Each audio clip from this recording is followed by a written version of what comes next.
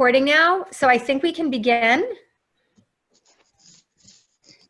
I'm going to just do a roll call to see who's present for this evening's meeting. Krista Berardi, are you present this evening? I am. I'm here. Carrie Cunningham. I'm here. Eric Grutzner. Here. Danny Hines. Glenn Niles. Here. Scott Seaman. Present. And myself, Sonia Masika, present. Okay, we're all here. All right, so we can begin our public meeting. We waive the pledge for our web-based remote meetings, and we will start with administrator remarks. Dr. Gosh, are you good to go first? I am. Thank you. Good evening. Good evening. One brief comment this evening regarding a group that we have going on now that came out of multiple conversations that we've had across the district. We really wanted to re-engage in a conversation about how we keep the core spirit of who we are as a learning community alive and well while we're unable to share the same physical space. So we started a group calling building community and staying connected in order to bring some of our ideas to fruition. We met last week as a large group, and subcommittees of people who are interested in certain topics are meeting this week, and we'll plan on coming back together as a larger group on Friday as well. We want to make sure we have this momentum and keep moving forward. One great idea that I'm going to just let out of the bag that came out of this group already. It's called Where's Walter? So committee members are getting 5-foot tall stuffed bears that are dressed in spirit wear. Emery Chalmers is going to be placing them all around the community, and if people spot Walter Brewster, get it? They can take a picture and submit it via social media with the hashtag Where's Walter. So it's just one small idea of ways that we can stay connected as a strong Brewster community, and we look forward to sharing additional ideas with you in the coming weeks. That concludes my comments. I have 2 giant bears that I would like to dedicate to that. So I will contact Anne-Marie because I just told my son we have to get rid of these things. Thank you. I will say it was it was scary and somewhat interesting how many committee members right away said, I have a bear right here, and pulled it right into the screen. So school spirit's everywhere.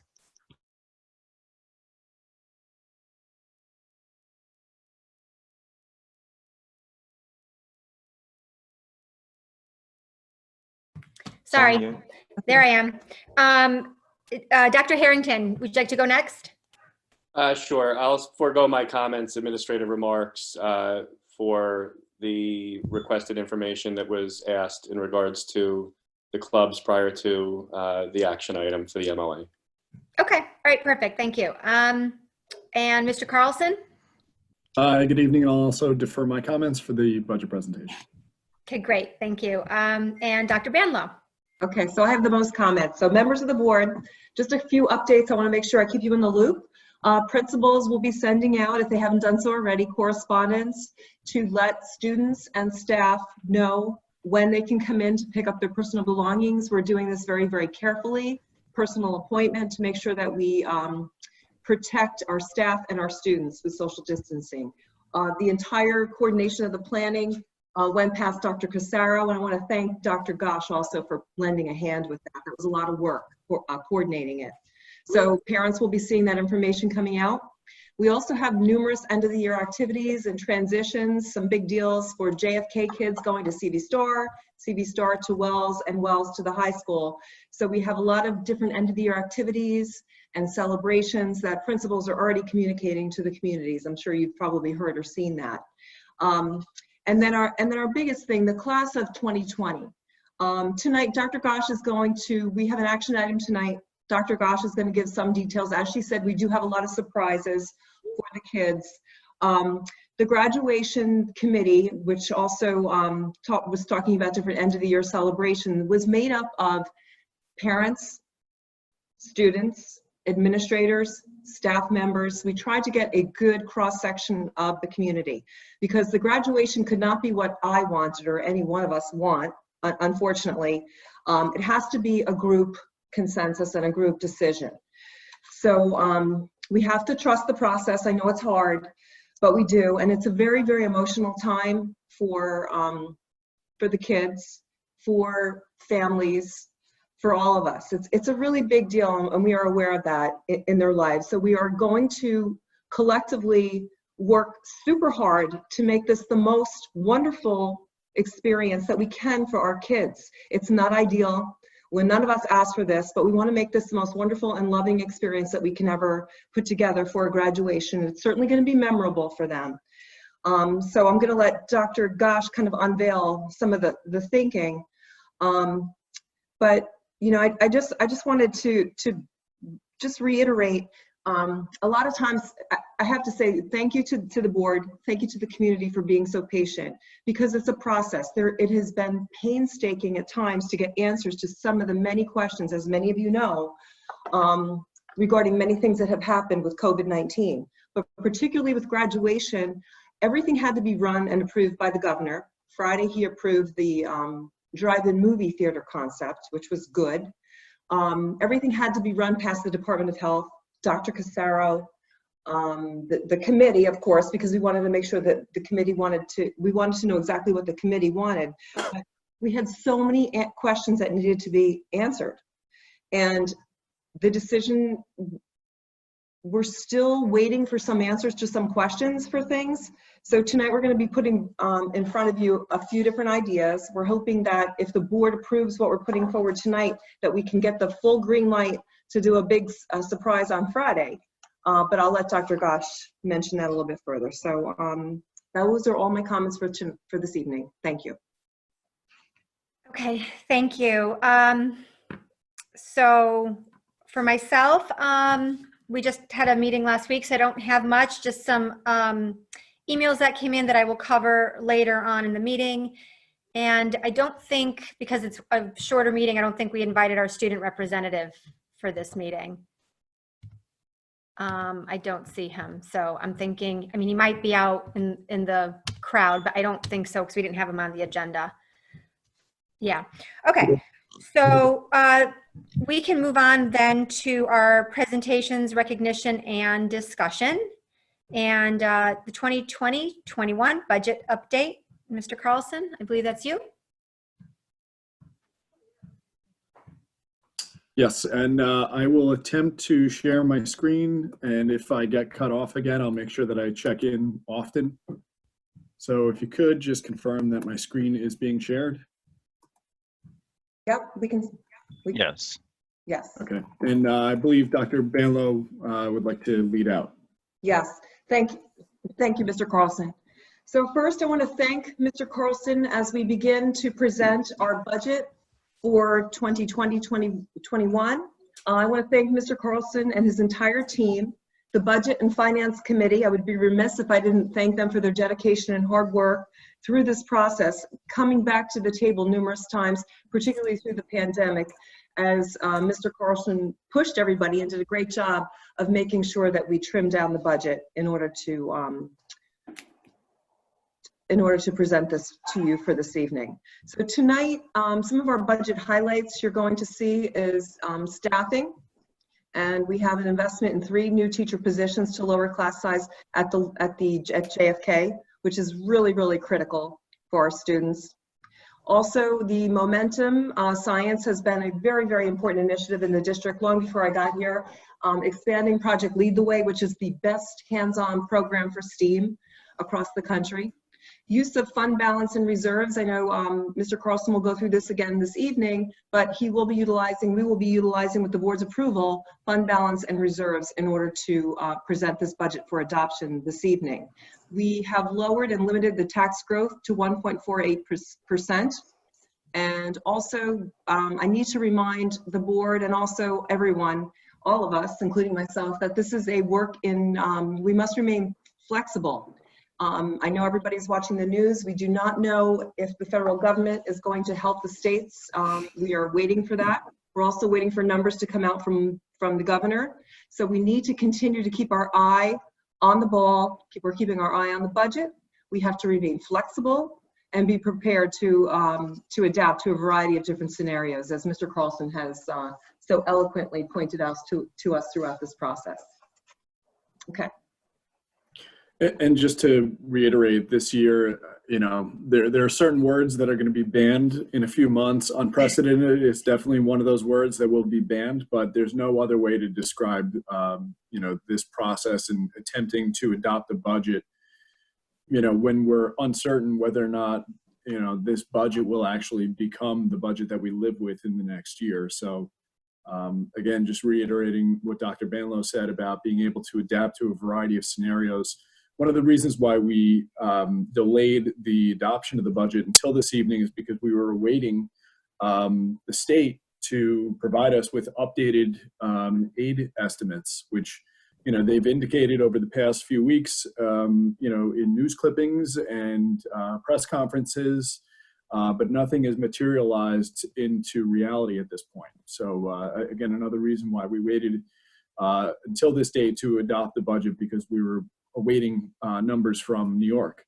Unfortunately, we may not get those numbers until after the budget's been adopted, and possibly after the budget's been adopted and voted on by the public. So this year is certainly unique, and we're doing the best we can to get through it. And we, you know, we appreciate your patience and understanding as we navigate through this together. So tonight's presentation is really, in summary, the majority, or a lengthy presentation will be provided at the May 26th budget hearing. So we're required to continue on as we are in a normal year, where we hold a budget hearing 2 weeks in advance of the budget vote. So we have our budget hearing scheduled for next Tuesday, May 26th. That's going to be a long, lengthy presentation. For this evening, we're simply adopting the budget, or the board's adopting the budget this evening. So we're just providing a quick run through of where we are in summary. The budget hearing is an opportunity for folks to tune in to learn more about the budget if they hadn't had an opportunity to tune in the past. And again, it will be an extremely detailed presentation, so drink plenty of coffee that afternoon before the board meeting on next Tuesday. So quickly, our revenue budget summary: our total revenue budget, $103.9 million, an increase of 2.9%. Tax levy makes up the majority of our revenue budget, a tax levy of $78.2 million, or an increase of 1.48%. Dr. Banlow mentioned one of the highlights for this year is that we are utilizing our fund balance and reserves to balance our budget, and also to reduce the tax burden on our community. And through that effort, we were able to lower the tax levy $580,000 below the benchmark established by the tax cap. So again, thank you to the Finance Committee and Budget Advisory Committee for helping us in making that decision. Moving down to local sources, the majority of this increase is attributable to an increase in interfund transfers, and that's money that we're utilizing from the debt service fund to offset a correlating increase in debt service expense on the expense side of the budget. And that's due to the issuance of a bond in July to permanently finance the construction costs of the district-wide capital improvement project that was approved by the voters in December 2014 and completed in September of 2018. So that accounts for the majority of the increase in local sources. Net of a significant decrease in interest revenue, as we understand the Federal Reserve slashed interest rates, so we in turn reduced our interest income revenue line. State and federal aid is reduced by about $400,000, or 2.2%, and we're hopeful that the state's going to be able to come through on their promise to us in the $19.9 million that they've promised us. However, there's so much uncertainty that, you know, again, as Dr. Banlow mentioned, we are continuing to monitor each step of the way. As soon as the state provides us with updated information, we'll make sure that we adapt as necessary. Moving down to appropriated fund balance and reserves. Again, we've increased our reliance on our fund balance and reserves, again, to reduce the tax burden on our community. This fund balance plan was reviewed by the Finance Committee and Budget Advisory Committee, is also posted to our website. Again, once again, in total, our revenue budget, $103.9 million, an increase of 2.9%. On the expenditure side, general support increased by about $900,000, and the majority of that increase is due to a reclassification of our SRO contract. So our SRO contract with Putnam County, we used to account for it under instruction. It was recommended that it be accounted for under general support. to more align with safety and security. So that accounts for the majority of the increase in general support, as well as the centralization of printing and copying services district-wide, which again was decentralized in the instruction budget and handled by each school building.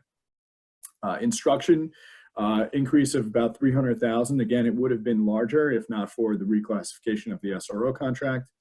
An increase of $300,000 or 0.7%. That increase was also limited due to quite a number of retirements, teacher retirements, which limited the increase in for 2021. Transportation actually had a decrease of about $130,000 or 2%. Employee benefits increased just 3.2%. Debt service, as I mentioned on the revenue side of the budget, debt service is increasing by about $1 million because of the issuance of a construction bond. And in the year of issuance, you're actually doubled up on the expense. We have something called a bond anticipation note, which is a short-term borrowing. That short-term borrowing is being converted into a long-term bond. In the year of issuance, 2021, you're doubled up and you're paying principal and interest on both of those instruments. So moving forward into the 21-22 school year, we're actually going to see some relief, about $1.5 million worth of relief from those bond anticipation notes that are going to be extinguished. Again, we're transferring funds in from the debt service fund so that it offsets that increase, and there's absolutely no impact whatsoever on the instructional side of our budget.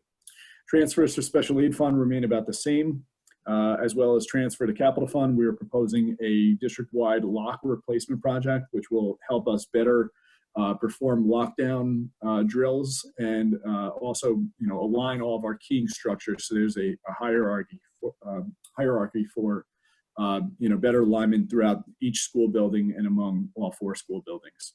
In total, our revenue budget, $103.9 million, an increase again of 2.9%. And everyone can hear me, right? Yes. All right, very good. So as we updated the board and the community last week, the governor set forth an executive order that establishes the budget vote date being on June 9th. Again, it's an absentee ballot process, so there's no public vote. Absentee ballots will be mailed to each qualified voter in advance of the June 9th date. They must be received by the district clerk no later than 5 p.m. on June 9th.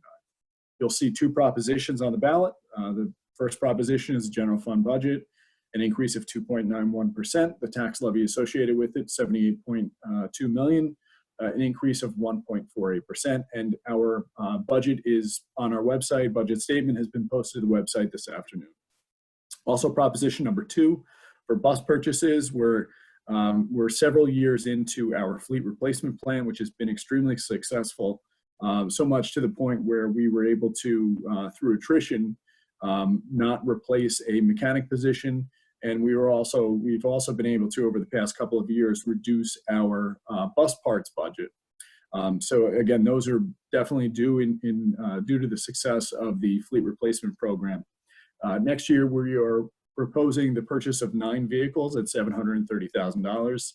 This first payment is due in the 21-22 school year, not in the 2021 budget. So there would be absolutely no impact whatsoever on the upcoming 2021 budget with this proposition. The payments are deferred until the following year.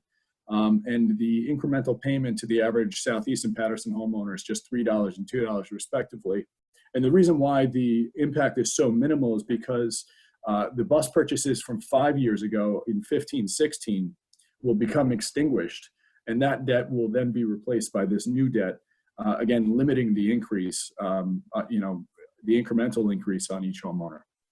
And again, our fleet replacement plan is posted on our website from the way back on February 25th when we first presented the fleet replacement plan.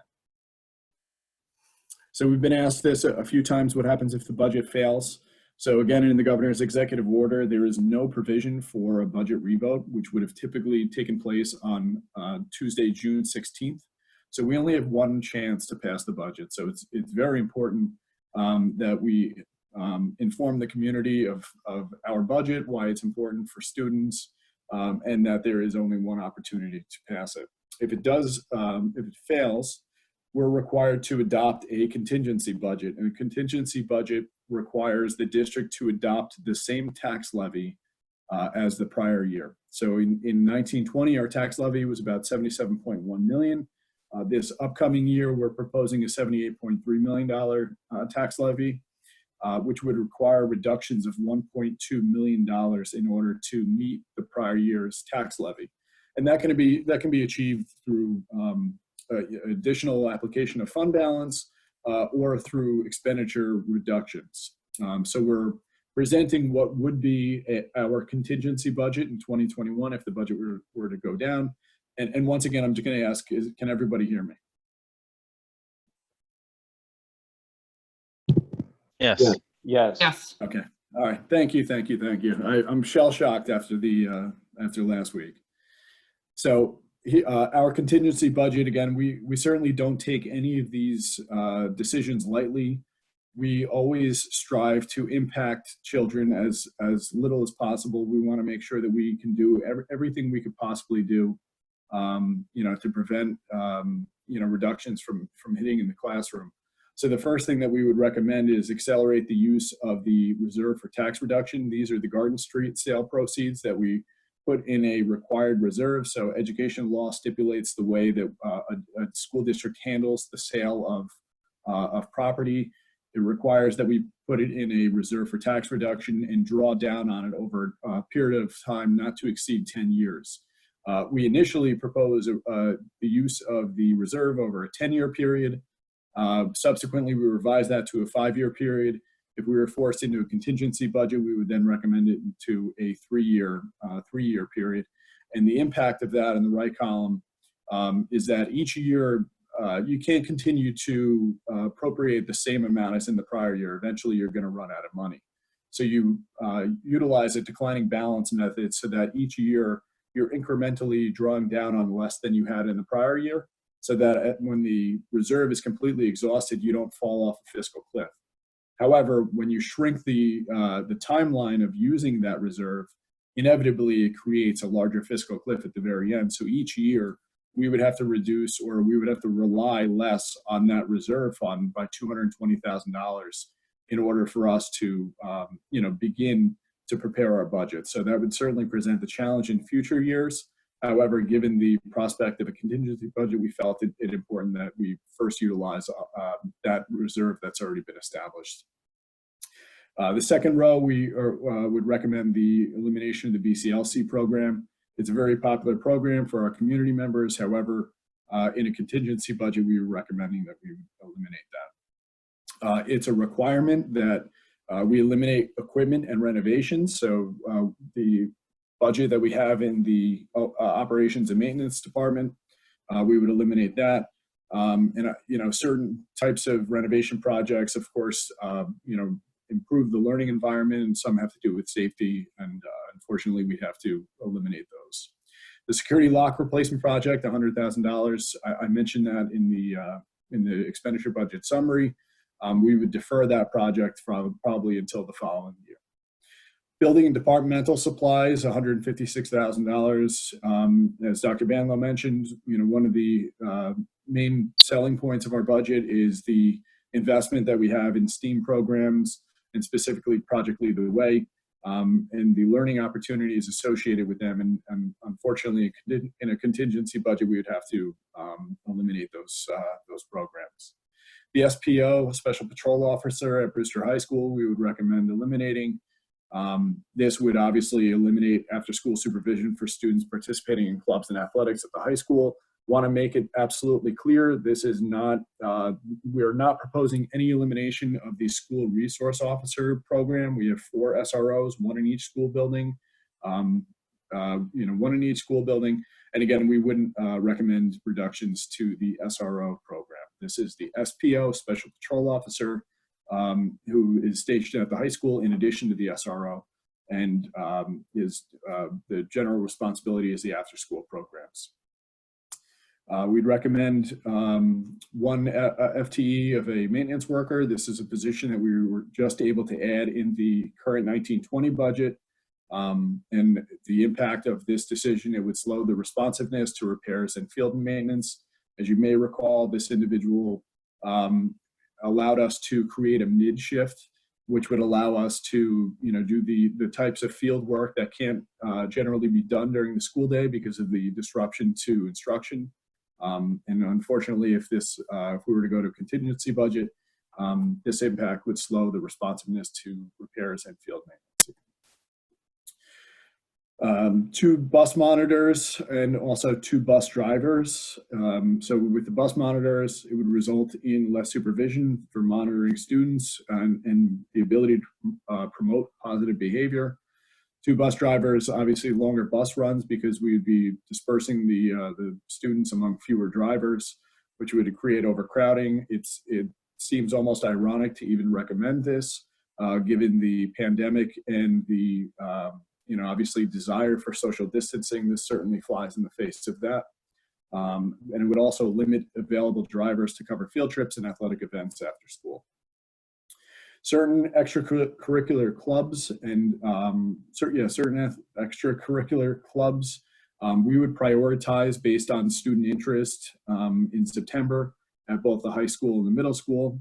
So we can't say with certainty exactly which clubs would be impacted, but it would obviously be those clubs that didn't draw large student interest. Certain athletic teams, this would effectively eliminate modified sports for girls and boys. Finally, moving into the classroom, these are 2 positions proposed for 2021. And if I could, I'll ask Dr. Gosh to assist in describing these 2 proposed reductions in the contingency budget and the impact on students. Sure. Thank you, Mr. Carlson. So you'll remember from previous budget presentations that we proposed this ENL/bilingual teacher at CV Star. We did this for 3 reasons. First, it meets the state education mandates that we are currently out of compliance with in terms of a bilingual program. Number 2, it meets the instructional needs of our multilingual learners. But number 3, it also, in terms of the scope of the impact of this position, this last reason is especially significant. This position would actually reduce class sizes in certain courses and grade levels. So you'll remember the plan for this was that, and the model was to provide targeted instruction for our entering and emerging ENL students in Spanish in 3 content areas as articulated in the transitional bilingual education program model. So those students would be pulled from classrooms during that time, lowering the class sizes at CV Star for non-entering and non-emerging ENL students and non-ENL students as well. So if we cannot fund this position, then we obviously wouldn't be able to do that program, and those students would remain in those classrooms for most of their instruction, while still, of course, receiving their ENL minutes, but not the bilingual support. The second position is a social studies teacher at Wells Middle School. We've discussed in the past that this is a restoration of a position that was reduced several years ago. So there's 1 less social studies teacher at the middle school than there is math, English, or science. So this creates an inequity and less slots for students to be scheduled into. So not only will there be larger class sizes in social studies, but also in the other content areas. And then it also makes it more difficult for those classes to be balanced across all of those content areas. Thank you, Dr. Gosh. So in total, the required reduction to the tax levy, $1,145,165. And in summary, our contingency budget would represent a 1.78% increase over the prior year. The tax levy associated with would be the same as the prior year, $77,117,000 and $800,000. Again, a 0% increase over the prior year. So it's certainly concerning in the year where we are mailing absentee ballots. It shouldn't be any secret that there are more residents who are not affiliated with the schools, meaning they're not employees of the school district and don't have children or grandchildren in the school district. So we're fearful of a contingency budget, but we of course are prepared in the event that the budget does fail. So with that, the important dates to remember, again, this is the revised timeline established by the governor. Next Tuesday, we have our budget hearing, which again will be a very lengthy presentation going over in painful detail our entire budget. And then June 9th is the budget vote and trustee election via absentee ballot. Again, ballots due to the district clerk no later than 5 p.m. As always, please email us, budget@brewsterschools.org, BOE@brewsterschools.org, and we kindly request that you send your questions in advance of the May 26th meeting, which will allow us time to research and prepare thoughtful responses for you. As always, visit our website. This presentation, as well as the 7 prior presentations, are up on our website for your review. Also posted to the website this evening is our budget statement for 2021. And that concludes our presentation for this evening. Okay, thank you. Does anyone on the board have any questions regarding the presentation this evening?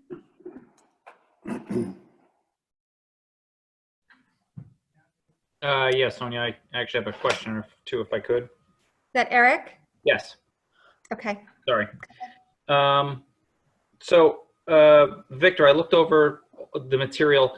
Is there one specific place that the surplus from this year is listed on any of the documents that are public that are going out? So on the budget statement, you would have to look at each line. So on the budget statement, we project our current year revenues and current year expenditures. So you'd be able to see by looking at the budget statement. If I could share my screen, I could probably pull it up on the website just to show, maybe some of the examples of where, where we achieved savings. Again, if you'll just give me a minute. But as I've described in the past, it's over a multitude of categories. Again, being that we are a service industry, the majority of our savings are related to, avoiding things like overtime, substitutes, and things of that nature. From a more tangible standpoint, obviously our buses are not operating, so there's savings achieved in diesel fuel. And I just wanted to show you quickly, again, looking at our budget statement, and if you could just confirm that my screen is being shared. Yes. Okay. So you'll be able to go through it in this column, 2019 projected expense here. Will show you where we're, what our projected expenses are. And, again, in terms of the tangible items, it would be things like, diesel fuel. It would probably be in electricity and natural gas because the buildings aren't operable.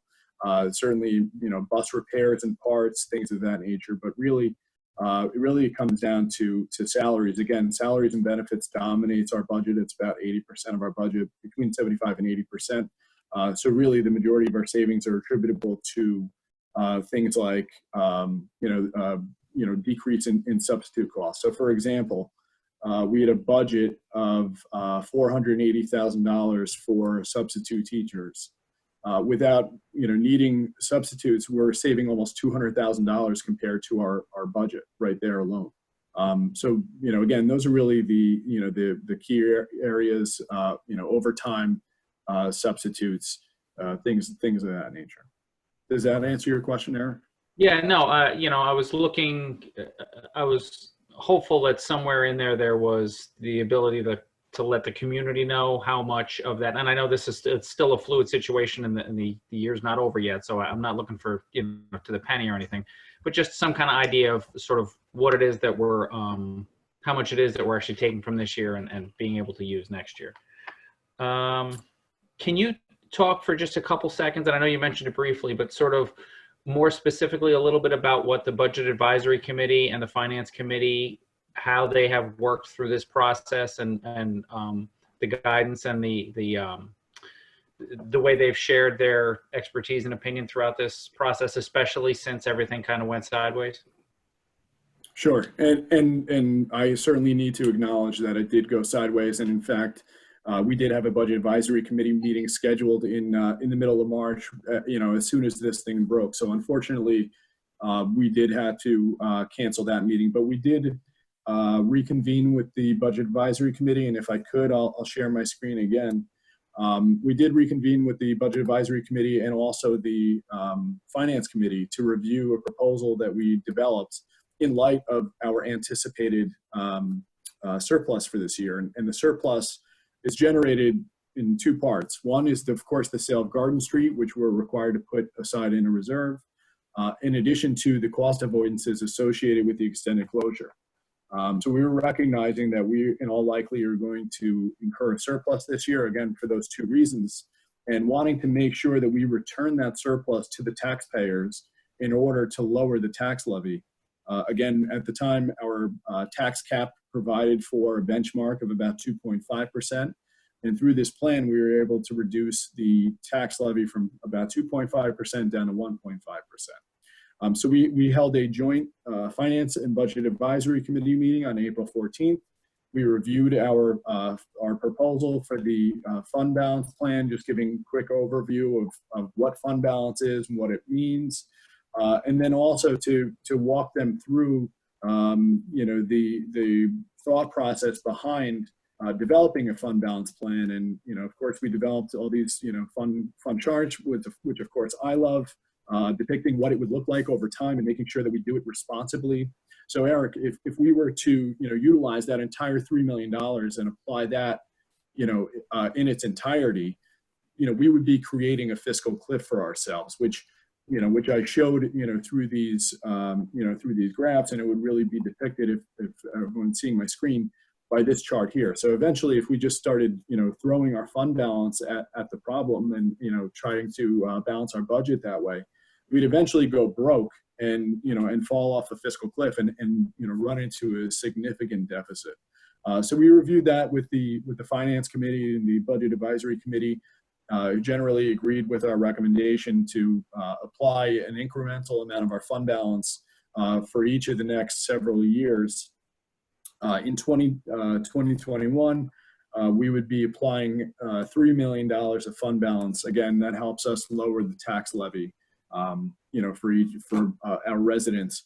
And we would do so over the course of the next 5 years and utilize that surplus until we resume to break-even operations 5 years from now. In 25-26. Now, this is a plan, and just as you mentioned with our anticipated surplus, it's a plan, and it's not a certainty, but it's our best guess at this point in time.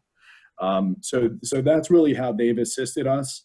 Again, in a normal year, we would have liked to have more interaction. I'm hoping that we can reconvene one more time before the budget vote goes out, because we definitely need to check the pulse out there and get their input as we mail out our absentee ballots. Okay, terrific. Thank you, and obviously thank them for their hard work. And then one last thing, I don't know if it's a question or more of a comment, but I'll make it a question. So it's my understanding that with us at 1.48 for a tax levy, 1.48%, we are in the bottom quarter of Westchester and Putnam school districts at the last reporting that came out. So if I need to make that a comment or a question, I can say, are you aware of that? Or we could just leave that as my comment, whichever you prefer.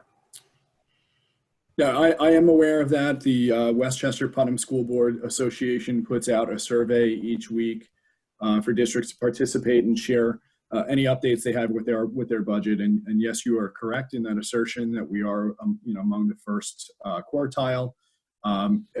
Each school district is unique, and I think I mentioned it at the last board meeting. Brewster, we are well positioned to mitigate the challenges of state aid reductions, but at the same time, we need to be mindful that this can certainly drag out over multiple years. So yes, we are among the lower, and tax levy increases, tax cap increases, are unique to each district. Some districts may have issued debt and they're taking on large debt payments, or there are a multitude of issues. This year in particular, yes, Brewster is among the first quartile in terms of tax levy increases in the region. Well, thank you for putting us in a position to be flexible in that, and over the last few years, and thank you for all your hard work over the last year, and then obviously over the last few months. So thank you. Anyone else on the board have any questions? If I could just get back to the bus proposition. I know we've had a number of questions in regards to the purchase of the new buses. I just wanted to hit some highlights. It is part of the fleet repurchase plan, and we have a number of buses that are 16 years or so which may go at any time. Just because we're not using them doesn't necessarily mean they're sitting there getting younger. If they are getting older and they're wearing. Plus, the governor's every year tries to change our foundation aid. He wants to roll the special components such as transportation back into the main budget. Now, right now we get aided at almost, I want to say 50%. So it's almost like buy one bus, get one free. So if we wait, not only will we be behind in the number of buses in case they go bad, we'll be in catch-up mode. And if they change the aid, now we are losing money and the buses are going to actually end up costing us more. Plus, there, as Victor pointed out, there is a stagger to the payment. So any cuts now will not affect this year's budgets. It's the previous, that'll be the budget after that, because he has planned the fleet replacement that as stuff falls off, we keep it on to keep a newer bus fleet, which will reduce our costs and it'll keep things running smoother. Plus, if there's any changes to the school system, it's probably going to be transportation if there's anything COVID related come next year, and it might alter the whole process. So to have less buses would be a detriment. It wouldn't be a positive. So I applaud them for going ahead, but we just have to make sure we sell the information out there so people understand what it is and how it's affecting the budget and the schools and such. And thank you for setting that up, Victor. And Scott, if I could just piggyback on what you said, I'm not a mechanic. I don't have an expertise in how buses work, but my understanding for a lot of vehicles is sometimes, you know, vehicles are designed to move and to run. And so just because a vehicle's not getting miles put on it doesn't mean that you've now extended the life of that vehicle. Sometimes the worst thing you can do for a vehicle is keep it idle for long periods of time. So there's no guarantee that because we didn't put miles on the buses for the last few months, that means we're going to get so much more time out of the life of those buses anyway. So, and it, you know, it's, this has been a plan. This has been a long time coming, this plan. There's no reason to think we shouldn't, or at least, well, staying to the plan, I think, is an important thing when we're looking at not just what's happening with this pandemic and what's going on, but the long-range health, financial health of the district. Yeah, my car, if it doesn't drive after 4 days, the brakes lock up and there's horrible grounding signs as I drive around. So I can't imagine a bus doing that. So that's probably true.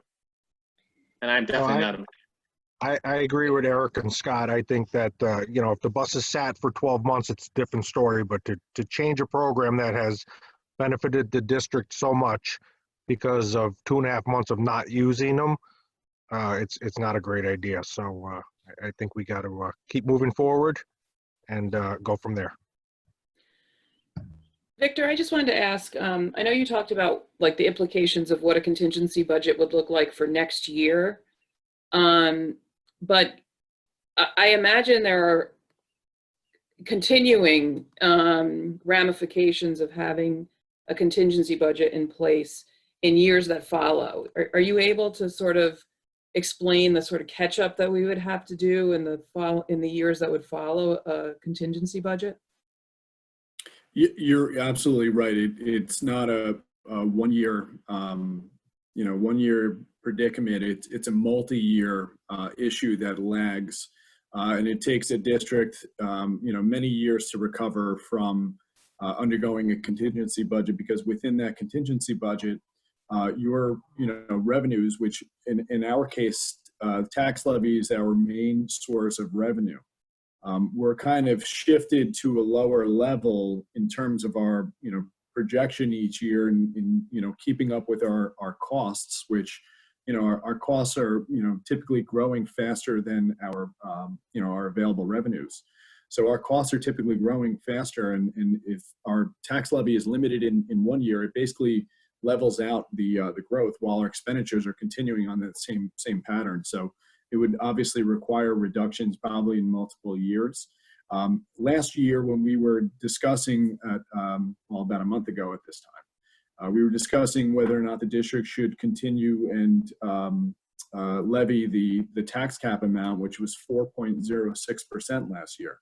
And as you may recall, that was due to the Algonquin natural gas transmission station, which increased growth in the tax base, and they absorbed the majority of that, the tax increase. But we were debating whether or not, folks would understand that because it is a, complex topic.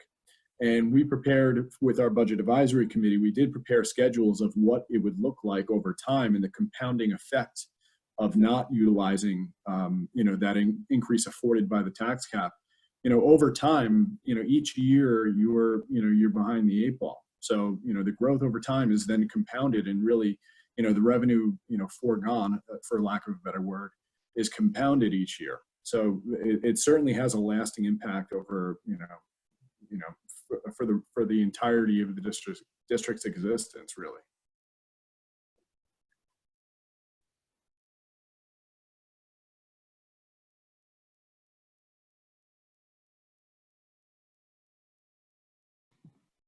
Sonia, you're muted. Yep. Sorry. Just checking.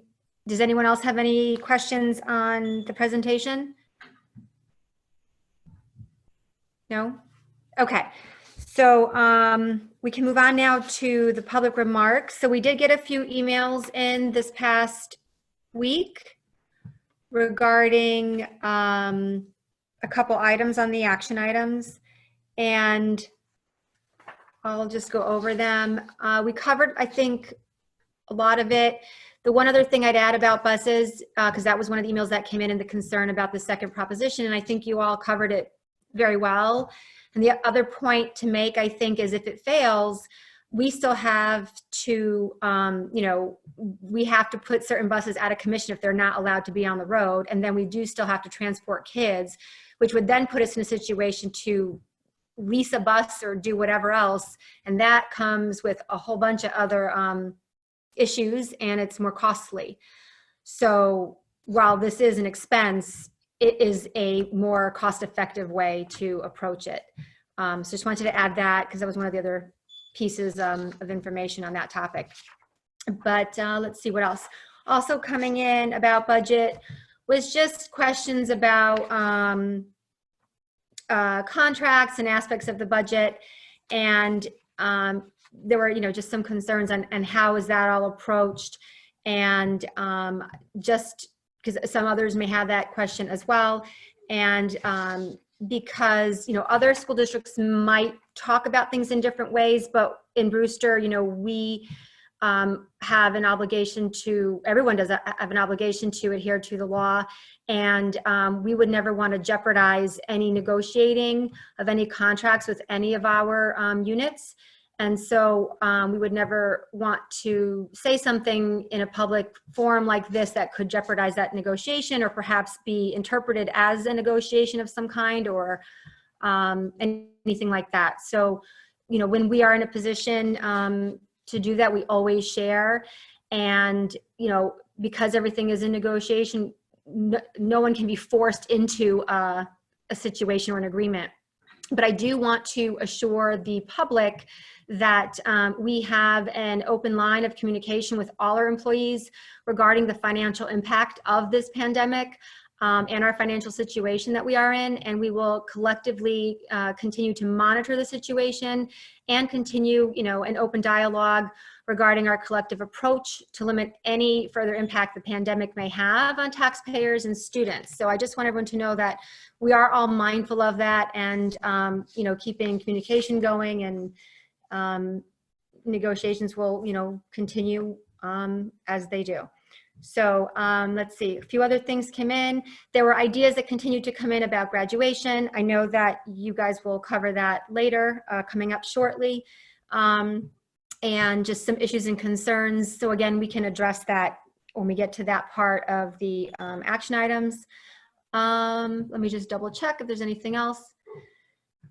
That's it for emails on the action items. We did get a few emails regarding looping and classes, but I will cover that later in our second round of remarks after our action items. Okay, so that's it for now. So we can move on to action items. And first up, we have approval of A, 2020-21 budget for submission to a vote of the public on June 9th, 2020. B, 2020-21 property tax report card. C, 2020-21 schedule of reserves. Victor, I know you covered all of it, but do you want to comment on it again? Sure. So obviously, budget adoption we covered in the presentation. The property tax property tax report card and schedule of reserves are two required documents that must be submitted to the State Education Department after the board's adoption of the budget. The property tax report card basically just summarizes the budget in terms of the budget-to-budget increase, the tax levy increase, and what a contingency budget would mean. The schedule of reserves is a new requirement just of last year, which basically outlines our proposal for utilizing any planned utilization of reserves and our estimation of ending reserve balances. It's very similar to one of the slides that we presented at our April 21st meeting. Okay, thank you. I need a motion for this item, please. I'll make the motion. It's Krista. Thank you, Krista. And a second? Carrie? Thank you. Questions or comments from the board on this item?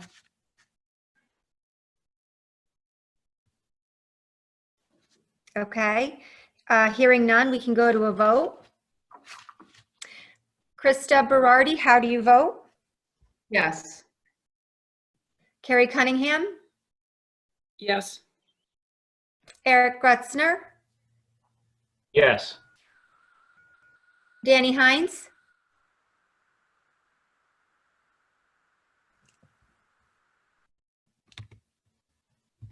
Making sure he's still with us. Did we lose him? He's not showing up on my screen. He's not showing up. Yeah, I think he just dropped. Yeah, a few people have dropped through the meeting and came back. Okay, let me continue on with, for now, Glenn Niles, Yes. Scott Seaman, Yes. myself, Sonia Masika, yes. And let's just double check. Did Danny make it back in?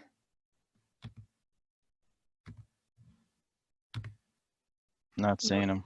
Yeah, I don't see him. Oh, wait, hold on. He's trying to get back on right now. I don't know. I guess let's just wait. Let's just wait a minute and see if he can get back on.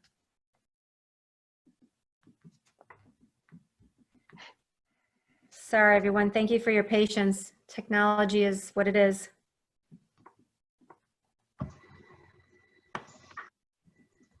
And there he is. Sonia, sorry, my computer crashed.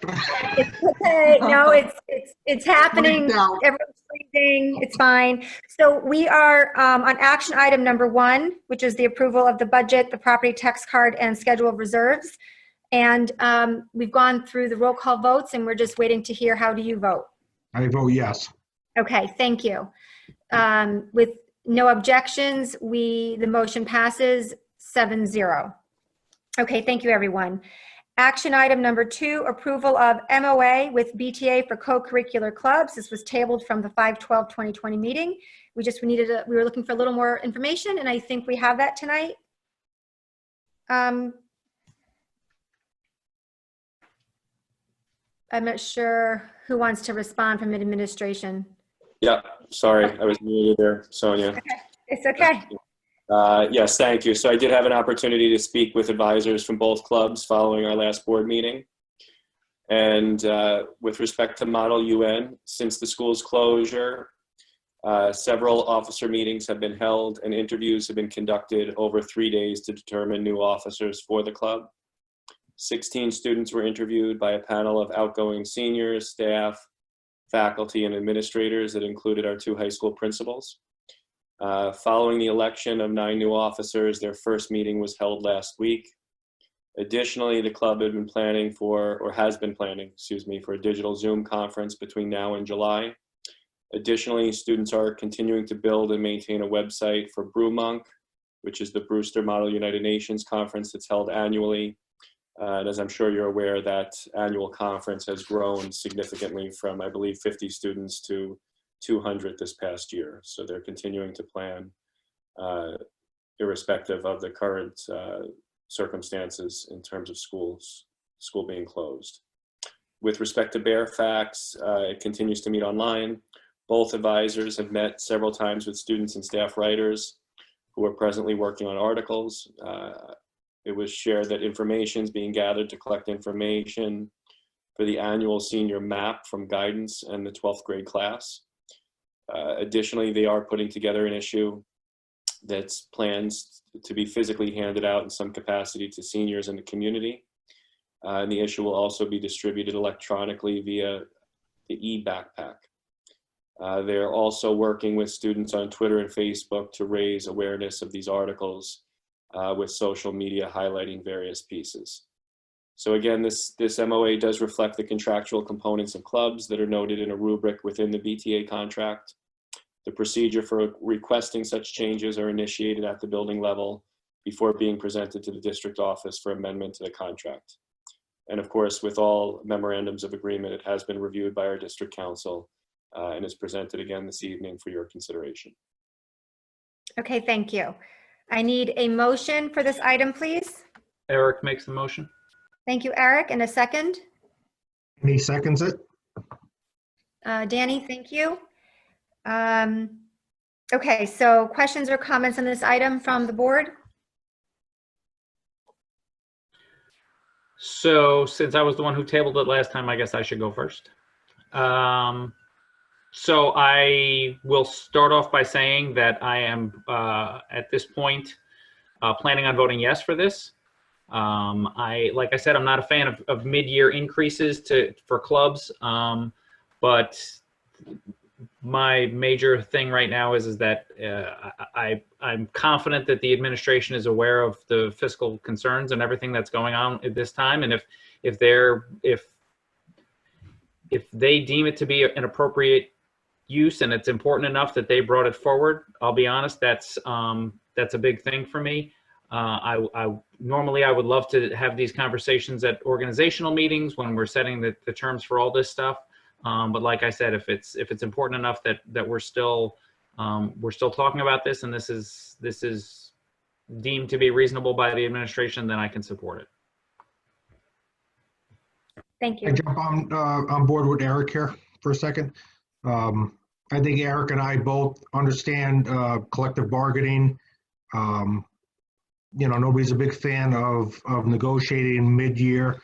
I think at our last meeting with the coaches stipend and how the BTA negotiated something, during the contract, I think that's in good faith. I think as a district, we should be negotiating in good faith also. I'm with Eric. I should be voting yes for this as well. I don't think that there's anything, bad about what's being proposed here. I'm totally supportive of this. Okay, thank you. Anyone else? Yeah, and I can, I guess, pony on that. I don't doubt for a minute that the leaders of those clubs, and I know them, and the amount of work they're doing with the kids and the time involved. This is something that's pertinent. It's getting it to the proper levels.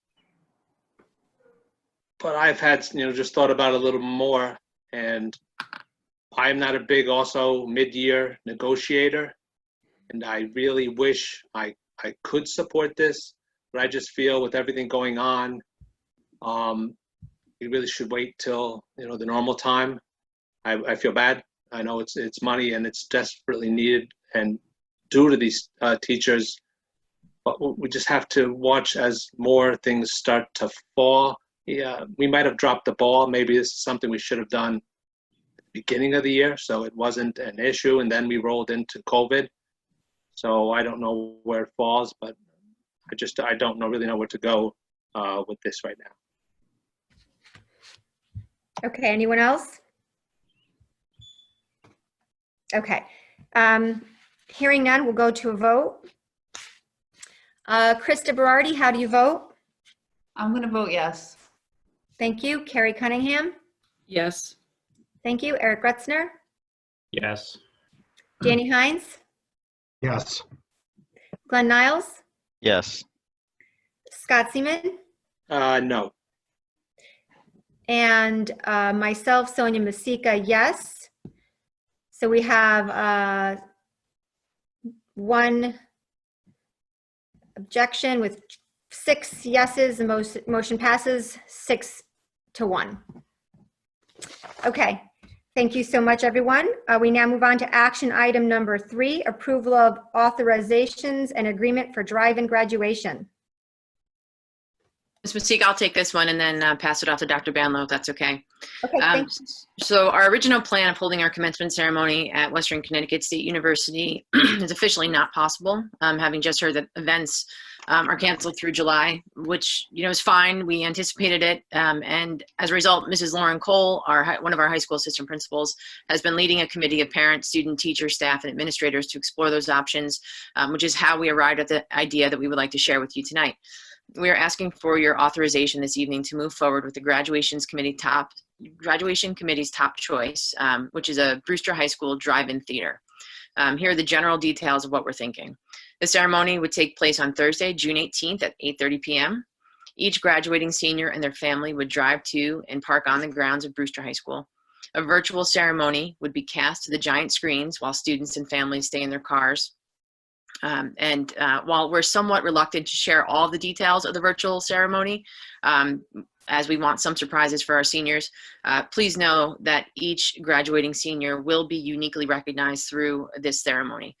We absolutely love the idea of sending the seniors off with a celebration on their home turf at Brewster High School in a way that allows them to celebrate and enables us to recognize their individual and group achievements, all while following the executive orders from the governor and the guidelines from our county executive. We have solicited a cost proposal from a company that we use for our high school music productions, and the estimate is about $18,000. As an FYI, the cost of WestCon is about $6,500.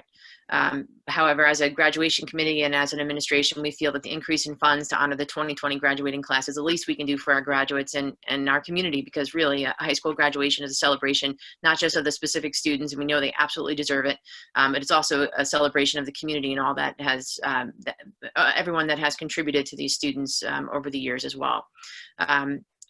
In order to pay for this, we're anticipating other cost avoidances scattered throughout the budget, which will be transferred to cover the additional costs associated with the graduation ceremony. Now, we also know, I just want to say, we know that the community, especially the seniors and their parents, want to know our more specific plans, and we understand that. I just want to say that we have been really thorough and meticulous about all of our planning. We want to make sure we don't overpromise and can't and underdeliver. We have a few more layers of approvals to move through, including your approval tonight. And with that, I'll pass it along to Dr. Banlow. Thank you, Dr. Gosh. Just wanted to add, in preparing for the Brewster Drive-In, it seemed to be the top choice, particularly amongst the students, because they want to graduate together.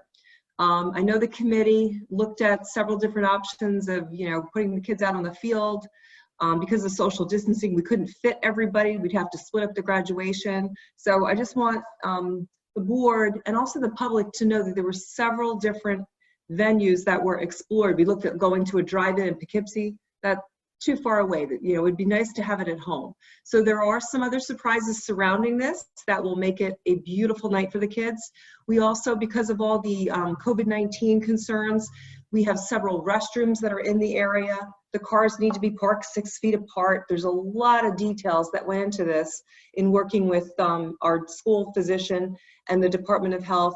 And after several Zoom meetings, and we're having another meeting with Dr. Casaro, with the heads of the committee, and also with Frank Guglieri, the regional safety manager who's working with districts throughout the region, meeting with superintendents and their committees.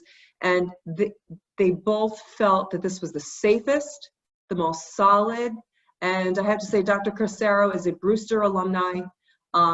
He thought that this would be really good for the community, for the kids, given the situation. It's not what we all want.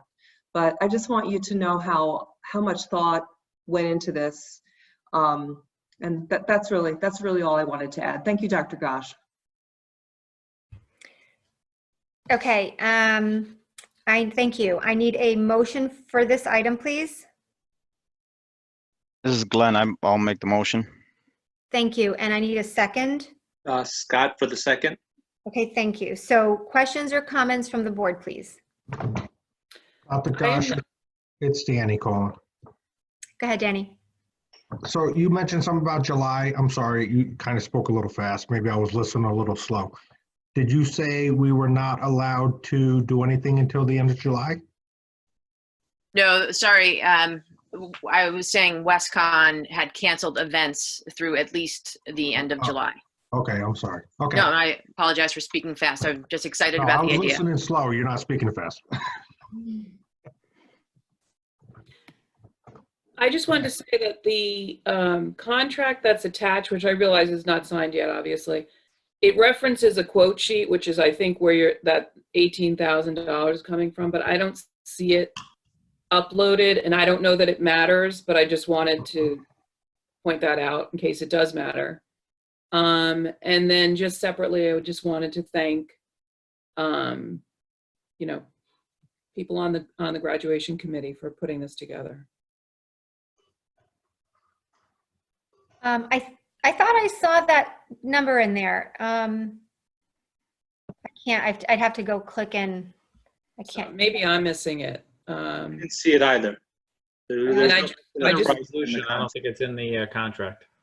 I didn't see it. I just don't want there to be any issue with us approving something if it's not complete. I don't know whether it is an issue. The resolution does say up to a maximum of 18,000. So there is a cap in the resolution. I just Oh. didn't see a Right. price in And the contract. Right, I saw that. I just saw that it referenced a quote sheet that I didn't see. So we had an issue with this once before, and I just didn't want to have any kind of issue again. Yeah, Dr. Gosh, correct me if I'm wrong, the cap is 18,000, right? And I think, Mr. Carlson, do you want to weigh in? 18,000 is the cap that we're seeking authorization for, yes. That's what I thought. Thank you.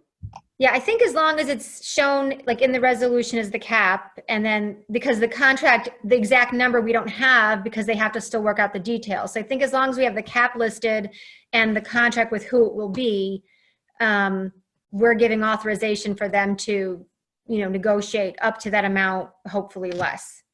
Is how Okay. Yes, I that's think. correct. And I know they're working on trying to get less. Yeah. So, okay. Does anyone else have any questions or concerns or thoughts or anything you want to share? Sonia, I just want to say that, you know, I fully trust in the administration and the committee. I'm really voicing my concern as a father. I don't even know how to say it. I just wish we could have a live graduation. I'm beside myself. I know, Danny, it's tough, and so many people are just struggling right now trying to get through this. And I think we all, you know, we all feel your pain. So I think, you know, the best thing we can do is just try to make it, and I think as Dr. Banlow said, it will definitely be memorable. It might be not what was expected, but it will definitely be something that will be remembered forever. I remember like tidbits of my graduation, but this will be so unique. And I mean, we just have to make sure we go over and beyond what would normally be done, and just make it as memorable as possible, and figure out, you know, with the committee, what they're doing, just make it the best we can. It's unfortunate that we're in the situation we're in. I hear you. Yeah, if I can just throw a little bit out there, you know, just to persuade Danny on some of that stuff. You know, I am on the committee. There is a lot of stuff that is going on that we don't know about. They will be putting out more information as we go along. Everybody is definitely on board to make this the best we can do, given, you know, I don't want to throw anything corny out there, but we'll do the best we can at this time. The feedback from the kids was extremely important. They voiced your same thoughts, Danny. They would do anything to do it, but it's not likely. And, you know, I don't like it either, but, you know, we will do everything we can in our power. At the end, I'm going to give a couple of tidbits on some other graduation stuff that I have been approved to talk about, just for some other information. But, you know, while I'm not liking this, you know, I am on board because we have to make this the best we can, you know, with what we have for all the students. And consideration for everybody is being thought of. Kids that can't drive. What about this? What about that? And that's why it's taking so long, because they want to have everything in a row. You know, other schools have been out there and said, well, we're doing this. Well, they can say all they want until they get approval from the governor and the county and the health department. They can't. We don't want to be that person that promises something that we can't do. So we're going to do this, that, and a billion other things, and make this the best we can for the kids at this time. I feel for you, Danny. I get it. There's 4 board members who have seniors graduating. So the majority of our board right now is, I think, all for sure in the same boat and being personally affected. So I think everyone, and we're supporting them too. So, Danny, did you want to add anything else? No, I'm good. I'm crying like a little schoolgirl right now, so I'm good. Okay. All right. Well, hang in there. We're all going to get through it together somehow. Okay. So let's see, where are we at? We are in discussion on action item number 3. We had our motion and our second. Yes. So we're just up to a vote unless anyone else has anything else they want to say. Okay. So we'll move on to our vote. Krista Berardi, how do you vote? Yes. Carrie Cunningham, Yes. Eric Grutzner, Yes. Danny Hines, Yes. Glenn Niles, Yes. Scott Seaman, Yes. and myself, Sonia Masika, yes. Motion passes 7-0. Okay, thank you, everyone. And we now move on to remarks. So public remarks, additional remarks that came in, as I mentioned earlier, the only other remark was about looping. So if perhaps Dr. Gosh or someone wants to talk about what that conversation is and how it could look, or. Sure, I'd be happy to. Okay. So there are certainly benefits to looping. We know, Dr. Banlow and I just spoke about this recently. We've seen the research results when looping is implemented well. So Dr. Banlow has had discussions with area superintendents as to their plans, and Dr. Zamperlin and Mrs. Andriello have also had conversations with their colleagues in regional principals groups. And the general consensus throughout the region is that it's really too difficult to implement, and many schools are not moving forward with it. Just to specify some of the challenges that we would have in Brewster, one has to do with the number of sections, which are going to fluctuate for next year. So for example, the current kindergartners going into first grade, they're going to have an additional section. So we wouldn't be able, so that's one example. There's one less section for third graders going into fourth grade. There are also adjustments that need to be made to classroom compositions due to student interactions. However, we see the merit and the argument for it, and we'll have conversations. I just spoke with Mrs. Andriello today. We'll have conversations with at CV Star this week to see if there's teacher interest.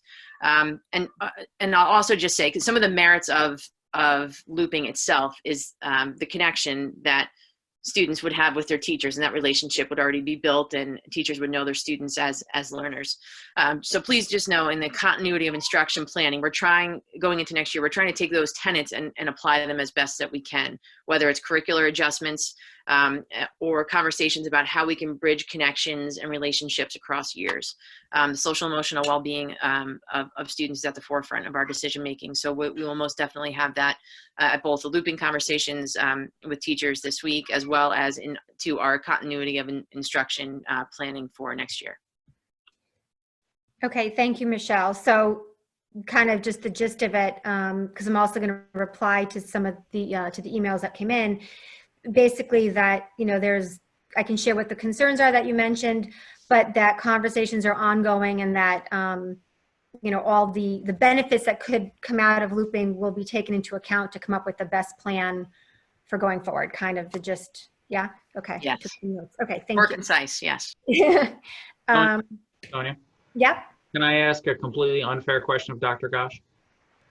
And yes, and if she can't answer, we'll come back to it. Very Go good. ahead. So if we were, and I don't think anyone is really thinking this is very expected, but if we were to find out that the governor has decided to delay the opening of school into next year, does that change sort of the perspective on the merits of considering looping? Definitely not unfair. What we're looking at for next year is really, we have to approach this on a continuum, all the way from students being in school every day in person from the first day in September, all the way to full, digital distance learning for X number of weeks. So we're preparing for that across all facets of the district.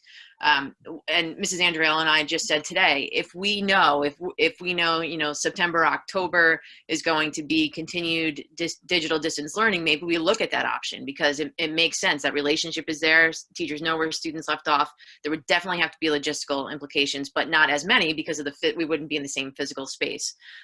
So we're open to any and all suggestions to make it a smooth transition for students and for teachers who are working incredibly hard as well in order to make this work. So everything's on the table, and because we're in a whole new ball game, and we're really just trying to be as agile as possible in creating the best learning environment for kids. Great, thank you. Just as a for the future type question, like a month from now or something. But I know, Michelle, you had sent out a survey to parents a while ago, and I know we said we would do so again in the future. And I don't think we're quite there yet, because there's still so many unknowns about a lot of things. But I know we said we would do that, consider doing it. You want to comment if you have one on that? Because I think it might be good to just get feedback on a bunch of different things at some point. Absolutely. And we've had these discussions administratively and also with our K-5 and 612 liaisons. Some of the, the new running joke is let's survey that, to see what happens, because you really can't have too much information. We just have to make sure we're asking the right questions. So our current thinking is now that we know we're out May and June, and now that we're, thinking, we have a better idea of what questions to ask in order to inform our decision-making moving into, into June and into the summer and next year.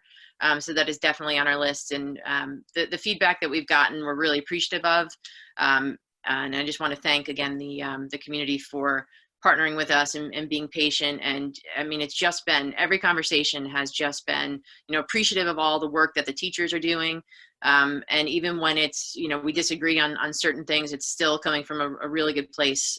So absolutely, we'll get some additional surveys going in order to get information that we can use for our decision making. Okay, thank you. So that's on that topic, and summary of email. So now we're on to board remarks and committee updates. Who'd like to go first? Scott, I know you said you had some stuff you can share. If with the graduation committee, like I said, we're meeting for a number of weeks now, and there's a lot more going on. And I had to be reminded about this myself. There are other kids that are missing out besides our seniors.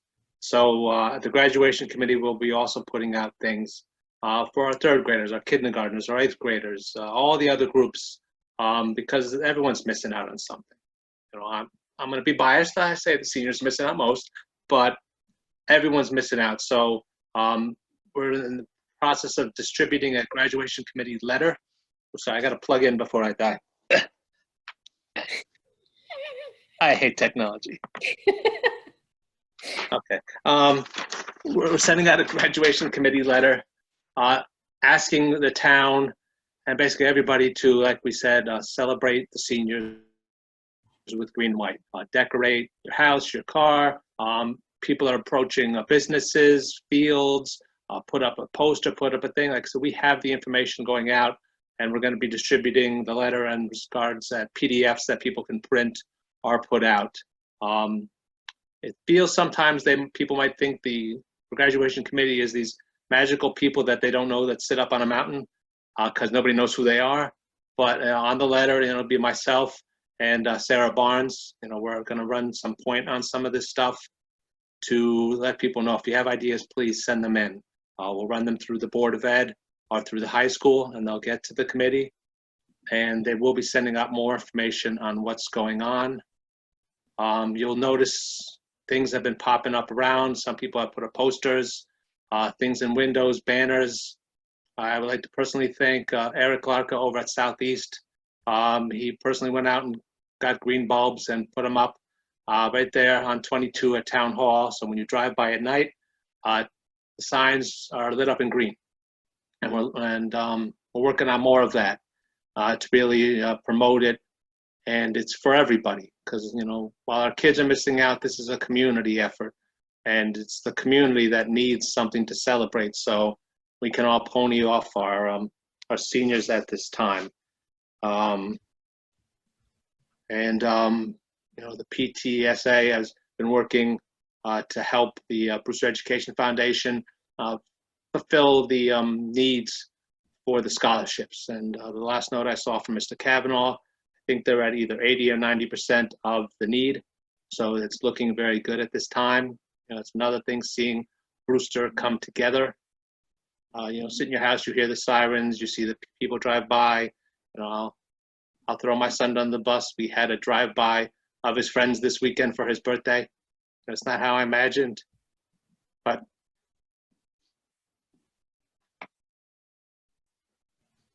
you know, but it is. It's what it is. And see, now Danny's rubbing off on me.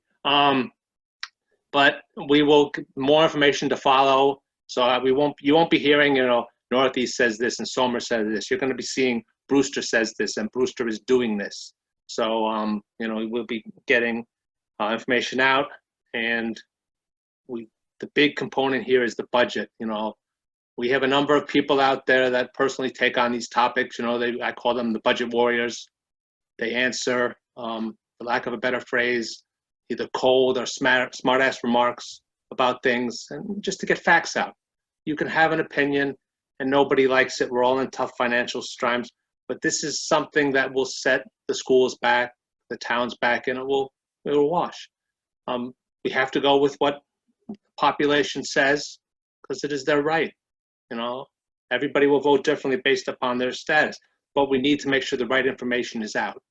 It's not just, well, so-and-so said this and they want to do that.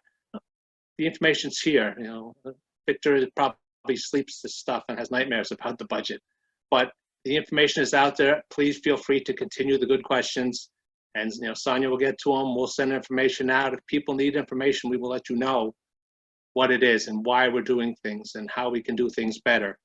There's a lot of learning going on, obviously, and we will try to get through this, but we need to work what we can. Well, I can't tell you how to vote. I can tell you to think about how you vote to determine what you wish to do. And I think I've gone on long enough because my battery was still dying. But thank you for putting up with me. Thank you, Scott. Hey, Scott, can I say something to you, Scott? I'm sending out a virtual, I've gained my composure. I'm sending a virtual bro hug out to you, okay? I'm not a hugger, Danny. There is, you know, there's nobody I trust more in deciding our graduation's fate than you. I know Carrie, I'm not going to speak for Carrie and Glenn and my, you know, those two, but I would assume they're on board as well. We trust in everything you're doing, which is going to be the best for the kids. We know Michelle's, you know, got the best interest. We know everybody does. So, yeah, you and I are pretty similar in emotions, and we've spoken about this, and I 100% support anything you are behind, and know that you are in, you know, if I couldn't be on the committee and you are, I fully trust in what's going to happen. So, except that bro hug. Okay. Oh, only for you, Danny, because, you know, only for you. But, and also, you know, there are many great people on this committee. I mean, they're going out of the way, and you can feel the same pain from the teachers and the staff. You know, they want to do this for their kids. So, and we're all doing this. This was for everybody. I just know you personally. I do not know honestly, I don't know anybody else other than you. So I can't even acknowledge anybody else. So you know, I feel bad that I can't acknowledge everybody who is putting in the effort for everybody else. Well, I thank you on their behalf, Danny. And I'm not going to give you a bro hug back because that's not me. We'll get a bro drink one time and we'll make it up that way. I'm in. All right. Thank you. Thank you, guys. Anyone else have anything else they want to say this evening? Sure, I'll quick. the last meeting, we talked about the BEF and they were starting that campaign. Scott is absolutely right. The community has absolutely come through. They've done an amazing job. We are within a few $1,000s of our original goal, which allows us to partially fund all of the scholarships that we've given out. That doesn't mean when we get to that number that we can or should stop asking of the community. Community through, like I said, more than we possibly could have hoped for. Every dollar that's generated and donated to or any of the other organizations that are sharing with us or any of the other GoFundMes that are out there. I'm looking at you, Danny. That all goes to this year's class between now and June 1st, goes directly to the class of 2020. So please keep doing what you're doing. Keep talking about it, speaking to your friends and neighbors. It is so appreciated, and the level of trust that you've put in the BEF to take us forward and to do for the seniors as they deserve is very humbling. So thank you for that, and thank you for everyone who's donated and who plans to donate. Thank you. Okay, so our next meeting is next Tuesday, which will be, as Victor shared, the lengthy presentation in the budget hearing. So, which means that the community will have an opportunity to just share their thoughts and on the matter, the budget, before it goes out for the vote. And let's see what's next. Remarks. If anyone has anything else from the community that you'd like to comment on or have a question, and in particular about the budget, please email us at boe@brewsterschools.org. It comes to the board and the superintendent. We do not have executive session this evening, so we actually can close the meeting, and I just need a motion for that. I will give a motion, but just real quick, maybe for the budget questions, I've seen some of the town boards, they have a cutoff time just so we can get to the question, have the information. We might not want it to roll up till 6:30. There might be a time that maybe should be posted so we can make sure to have all the information they have. Prior to, okay, Maybe I think 5 o'clock, 6, whatever it is, just have a time, because we don't want people to send in their questions at 6:30 and go, they didn't get to my question. Well, the cutoff time is this, just so we have the information and they can be properly responded to. no, I agree. The unique thing, so just so we receive it, but the unique thing about the budget hearing by law, and it's normally you don't notice it because when we're in person, people come and they always share comments at our meetings, but we have to actually accommodate the community to speak live during our next meeting. So I have to still work out how we're going to manage that so that we can, people aren't going to be talking over each other and everything. But by law, I do have to allow public comment live at next Tuesday's meeting. So once I have those details kind of worked out, we'll send something out to the community and so we're all clear on how to be productive and go forward. But I agree that, I check up until the meeting starts, but you're right that we would like time to get answers, because if people have questions, it's helpful to have the answers that night. So we can include something like that, Scott. Because like the Village of Brewster meeting, they actually have a way to let you, they turn you on at the end, public comment section. They look and they go, there's only 2 people anyway. It's myself and John Lord. So they let us in to talk. But maybe there's a way, I guess, whoever runs the thing, our administrator could, turn on attendees one at a time. So I think maybe Patterson did the same thing with their tax grievance day. So maybe, I don't know if we have something in line, or maybe we could talk to them, because they are currently doing that. Sonia, can I jump in here? Yep. Just Jim Trelaw is all ready. He will be the moderator. He's on it. So what Scott said, definitely. Great. Okay. Thank you. Okay. So we're good to close the meeting. Krista Berardi, how do you vote? I'm gonna vote yes. Carrie Cunningham. Did we have a motion in a second? No, we did not. Thank you. I need a motion, please, to close the meeting. The motion. Who did it? Krista? Thank you. I need a second. I second. Sorry. Thank you. Okay, now we can go to the vote. Krista Verdi, how do you vote? Yes. Carrie Cunningham, Yes. Eric Gretzner. Eric? Yes, Okay, do you get me? now we do, yep. Danny Hines, Yes. Glenn Niles, Yes. Scott Seaman, God, yes. myself, Sonia Masika, yes.